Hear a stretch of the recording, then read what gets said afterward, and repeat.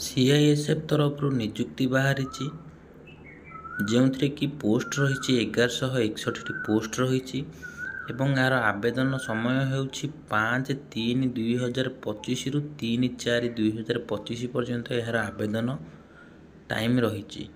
जदि आपण मैंने एथिरे आवेदन करने चाहूँगी तो मेल आ फीमेल उभय आवेदन करें। सैलरी भल रही 21,700 आपणकर सैलरी बेसिक रही। तो सैलरी आपणकर परमानेंट रहिबो। जदि आपण मैंने एथिरे आवेदन करने चाहूँगी कौन कौन क्वालिफिकेशन रही मुझे डिटेल्स रे कहीदे। देखंतु एथिरे प्रथमे आपणकर फिजिकल जो बाहरी तो आपण मैंने एथिरे प्रथमे आपणकर फिजिकल एफिशिएंसी टेस्ट हेबो, तापर फिजिकल स्टैंडर्ड टेस्ट हेबो, तापर डॉक्यूमेंट वेरिफिकेशन हेबो, ट्रेड टेस्ट हेबो, तापर आपणकर एग्जामिनेशन हेबो, तापर आपणकर मेडिकल टेस्ट हेबो। आपणकर जो एग्जाम रही एथिरे आपणकर कंप्यूटर बेस्ड एग्जाम हो पारे किंबा ओएमआर बेस्ड एग्जाम मध्य हो पारे। तो तापर एथिरे जो रही वैकेंसी रही क्यों क्यों वैकेंसी रही देखंतु एथिरे कुक रे रही टोटाल 493 वैकेंसी रही। कबलर रे 9टी, टेलर रे सेमती रही 23टी पदवी रही, बार्बर रे रही 169टी, वाशरमैन रे रही 262टी, स्वीपर रे रही 152टी। एमती विभिन्न प्रकार सब पोस्ट रही। तो आपण मैंने जो थी आवेदन करने चाहूँगी आपण मैंने आवेदन करेंगे। तापर आपण मैंने देखिए ओडिशा पई केते पोस्ट रही। तो ओडिशा आसुची नॉर्थ ईस्टर्न सेक्टर रे ओडिशा रही, नॉर्थ ईस्टर्न सेक्टर 2 रे रही। तो आपण मैंने एठी चेक करेंगे ओडिशा पई केउठी केते पोस्ट रही से अनुसार आपण मैंने एठी फॉर्म पकेबे। जेमती एठी रही कुक रे रही देखंतु एठी जेमती रही टोटाल 44टी पोस्ट रही। यूआर रे 17टी, एससी रे 7टी, एसटी रे 4टी, ओबीसी रे 11टी, यूडब्ल्यूएस रे 5टी। तो एमती विभिन्न प्रकार पोस्ट रही। तो आपण मैंने सेमती चेक करिकी फॉर्म टी पकेबे, से अनुसार फॉर्म टी आवेदन करेंगे। एवं आपण मानकर जो बयस रही सेमती 18 रु 23 वर्ष रही। एससी एसटी मानक पई जेमती रिलैक्सेशन मिलवा कथा सेमती रिलैक्सेशन मध्य आपण मानकर रही। तो आपण माने सेटा आपनकर यदि बयस होउची तो सेही अनुसार आपण माने आवेदन करेंगे। तापर आमे देखिदेबा देखंतु आपनकर फास्ट एठी पीटी पीएसटी हबो टेस्ट हबो, तापर आपनकर डॉक्यूमेंट वेरिफिकेशन हेबो, तापर आपण मानकर ट्रेड टेस्ट करा जिवो, तापर रिटन एग्जामिनेशन हेबो, तापर आपनकर मेडिकल एग्जामिनेशन हेबो।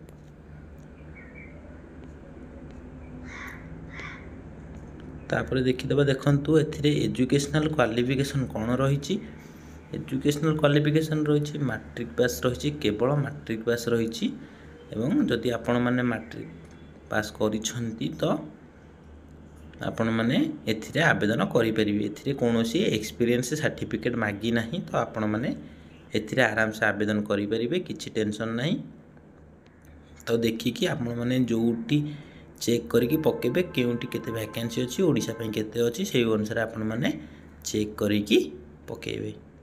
एज जेमती रहिया कथा एससी एसटी मानक पई 5 वर्ष एवं ओबीसी मानक पई 3 वर्ष। जेमती एज रिलैक्सेशन रहिया कथा मध्य सेमती एज रिलैक्सेशन आपण मानकर रहिबो। तापर आपण मानकर जो फिजिकल स्टैंडर्ड टेस्ट हेबो आपण मानकर सेथिरे आपण मानकर जेमती यूआर एससी ईडब्ल्यूएस ओबीसी मानक पई हाइट रही 170 सेंटीमीटर एवं चेस्ट सेमती रही 80 रु 85, मिनिमम 5 सेंटीमीटर आपको एक्सपैंड करने पड़ो। तो सेमती जदि फीमेल मानकर सेमती हाइट रही 157 centimetre, UR SC EWS OBC मानक पई सेमती जदि आपण माने एससी एसटी केवल एसटी मानक पई सेंट्रल एससी मानकर हाइट रिलैक्सेशन न थाए, केवल एसटी मानक पई रही थाए। तो एसटी मानक पई हाइट रही 162 सेंटीमीटर, फीमेल मानकर हैला 150 सेंटीमीटर एवं सेमती चेस्ट रही एसटी पुओ पिला मानक पई 76 ରୁ 81 सेंटीमीटर रही 5 सेंटीमीटर आपको फुलवाई पड़ो। आपण मैंने जदि जी एबले आपण मैंने फॉर्म आवेदन करेंगे आप देखूँ ये कौन से आपण हाथ में जदि टाटू थी तो से आपण को रिजेक्ट करदे पारती। तो सीटा आपण जदि थी ताकू रिमूव करदे जहाद्वारा भल हेब आपण मानी ना से आपण मानू मेडिकल टेस्ट है बेले आपण को से रिमूव करदे टाटू थिले। आपणकर जो एग्जाम तो ये देना केते मार्क रो एग्जाम करा जीवो फिर भी आपण जो फॉर्म आवेदन करेंगे प्रथम जिते फॉर्म पकेबे आपणकर फोटो मध्य डेट मेंशन करेंगे। आपण माने जो फॉर्म आवेदन करेंगे देखो ये आमर ओडिशा कौटी रही ओडिशा अच्छी देखो अंडमान निकोबार आइलैंड सिक्किम ओडिशा वेस्ट बेंगल यहाँ रही नॉर्थ वेस्टर्न सेक्टर रे। तो आपण मैंने फॉर्म चेक कर जो पकेबे आगे चेक करदे नोटिफिकेशन रे कि ओडिशा रे केते पोस्ट रोची से अनुसार आपण फॉर्म पकेबे। देखंतु जेतेबेले आपण फॉर्म टी देखंतु अपलोड फोटो जो अपलोडिंग फोटोग्राफ जो आप करेंगे सेठी आपणकर फोटो 20 ରୁ 50 KB थिबा दरकार एवं 3 मास भितर आपणकर डेटा मेंशन होइथिबा दरकार।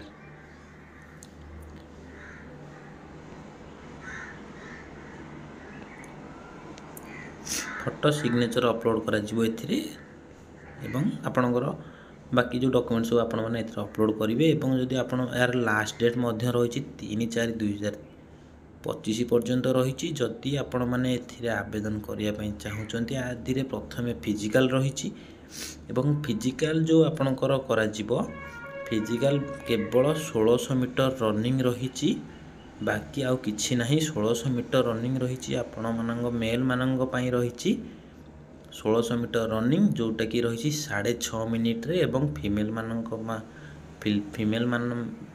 पई रही 800 मीटर रनिंग 4 मिनिट भितर क्लियर करिया पई पड़िबो।